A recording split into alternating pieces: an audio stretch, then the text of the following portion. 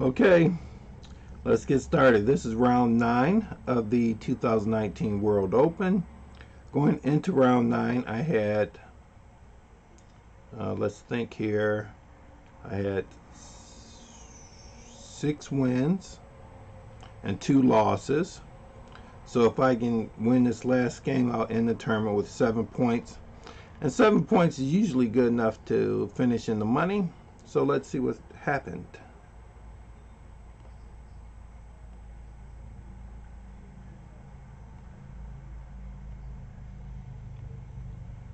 Okay, so Rula Pez, I think this might be the third time I've played this opening in this tournament. I'm playing white.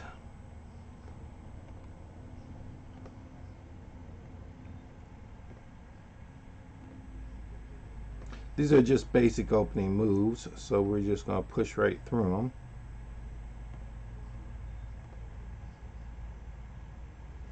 Now D5, this is the Marshall counter attack. I faced it a few times, and I think it's alright.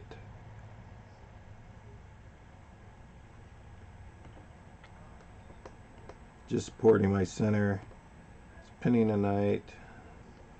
His pieces are pretty active. I do have a problem right now. I need to develop my queenside pieces.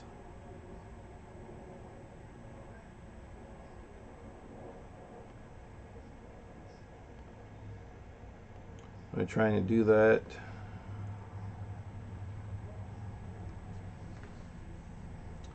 C5 in this position. I don't think it's a bad move. I mean, it's putting pressure on my weak pawn that is close to my king, and the only piece defending that pawn is the king. Now the computer has some other recommendations for this move, like bishop f8, which I think is useful in a number of openings because you're always resistant to move your pieces backwards, but sometimes it's appropriate. In this position, he's opening up his pressure coming from his rook to the center. He's also increased the possibility of playing pawn to g6 and repositioning his bishop on the long diagonal, that once he moves knight out the way, he may be able to counter with a breakthrough at f5. So it gives you some different opportunities. Let's see what else they have in that vein.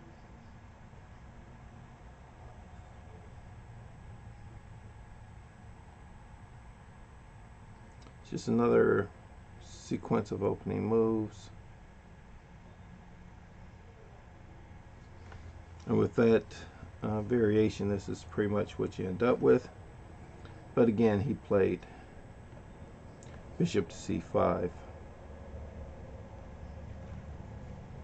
Knight to g3, I repositioned that queenside knight to the king side. I'm putting pressure on his light squared bishop.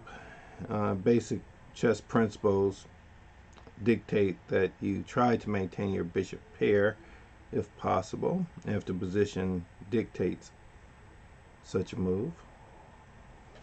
Now my only problem is finding an appropriate square for my dark squared bishop. I could go out to g5, but if you do that, you better be willing to exchange that bishop for the knight.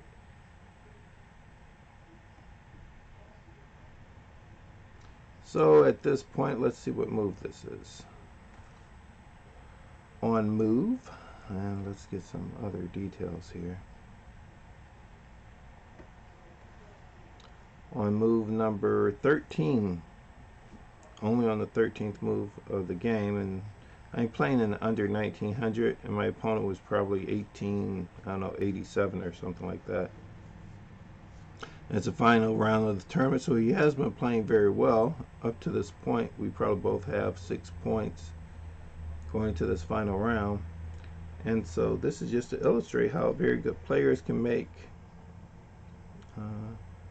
faulty moves even early in the game. I've done my fair share. Again, move 13, he takes off the pawn. When I analyzed this position, I said, well, he can't take that pawn. So he took it anyway, and computer gives white a 1.4 advantage, which is pretty significant. It's actually saying that you should be able to win the game from here.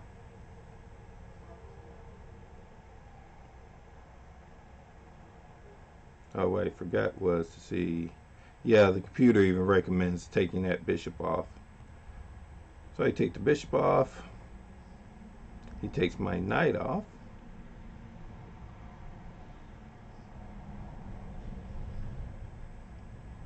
I think this is the part that he really didn't see, because you got to see things ahead of time. When I take back and I place pressure on his knight. So I'm threatening to win that knight for free. So even if he takes my knight off, I take his knight off there.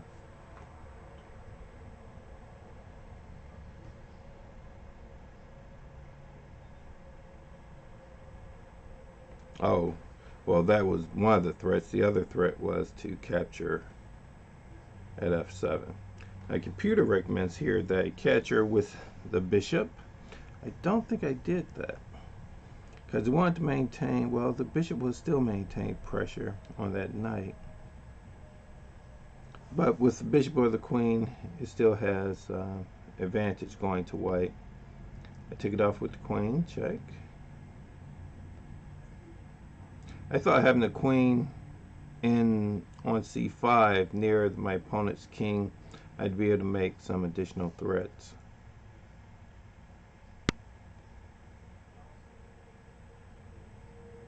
I also said he couldn't take that pawn off.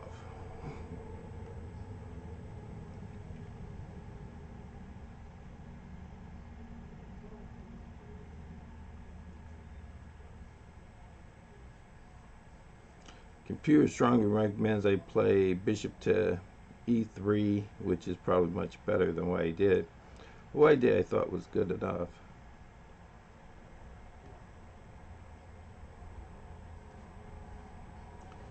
Attacking the queen. Queen tries to exchange off. And they're exchanged. Now, one of the things you have in chess is to play the best you can, get your pieces in their very best position, place pressure on your opponent until you can make exchanges that are so advantageous to you that you should be able to win the end game. And I thought that this was a one end game from here, and apparently the computer agrees.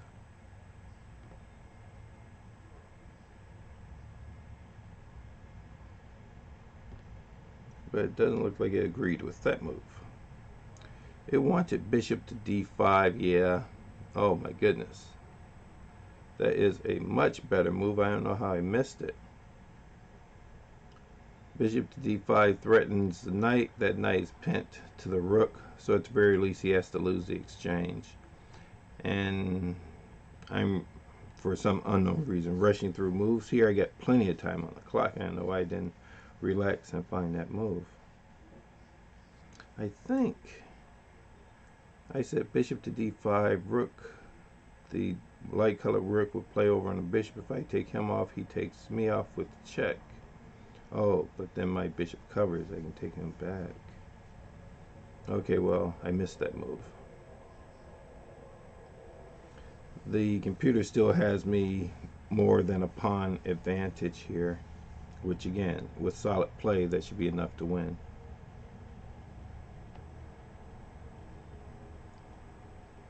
He plays over. Now he saw, okay, I did see that move, but I wanted to get protection for my rook. Now he also saw it, so he wanted to avoid the pin. I'm threatening his bishop.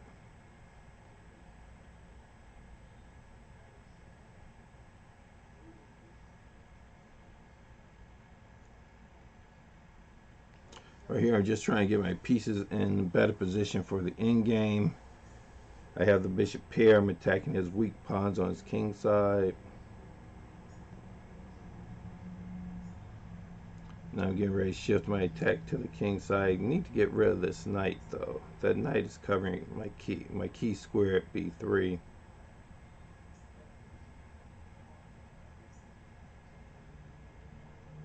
He's trying to overprotect. I wanted to make sure that knight couldn't come to c4. He voluntarily moved to c6, and now I thought was a very key move. Make sure they can't come back to a5. Now, even though I have a backwards pawn, that pawn's number one is on a closed file, and number two, I'm making a better position for my bishop by keeping his knight out of there. Threatening my rook, I take off the bishop. And right here, he needs to take back with the bishop to put up some resistance, but he doesn't. He took with the rook, and that makes things a lot easier. I check. He's trying to get away. Now that's why I need that b3 square, and you have to see these things ahead of time. Now I'm threatening a discovered check on his king. That would be disastrous. He blocks the discovered check. Now I have a pin on that rook. That's going to be bad for him. Now I'm ganging up on that pin. He's trying to protect it. He's not going to have enough pieces though. Now I'm threatening the pawn. I have another pawn to my advantage.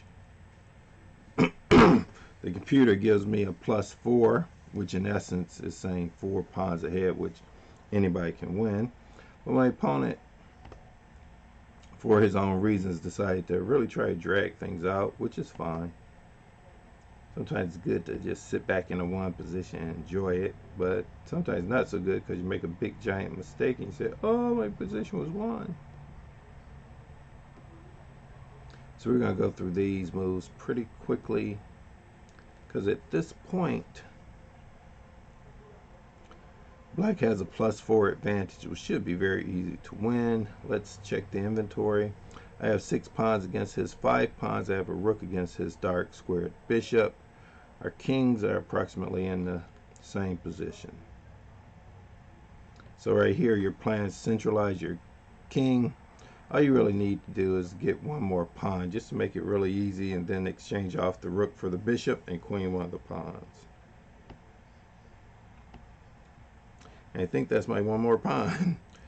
4 pawns against 6 pawns. Yeah, that's good enough. I can just exchange off my rook for his bishop.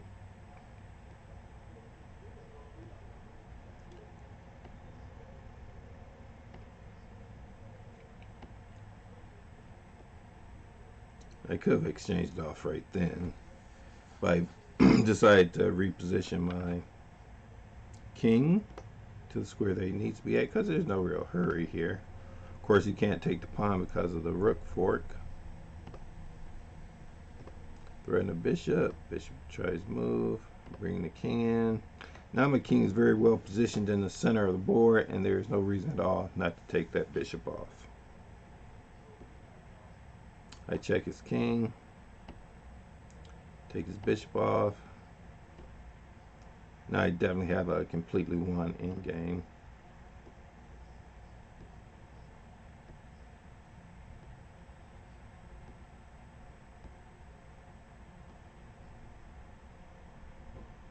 Okay, right here, I stopped recording. I was still recording, but I didn't put it on the computer because it's just a simple in-game win. And that was round 9 at the World Open. I won, so I finished with 7 wins and 2 losses. My 2 losses, they were awful games. You can look at them. I lost in round 7. I lost in round, I think it was 3. But I didn't put up very much resistance. And towards the end of the game, what my brilliant change was, I started warming up, if you will, before I played the game. So I did tactics, and I played some quick games against my computer. And I think that led me to play much better in those last 2 rounds. Okay, that's it for now. It has been a pleasure. My next stop will be the North American Open in December, and thanks for watching. Bye for now.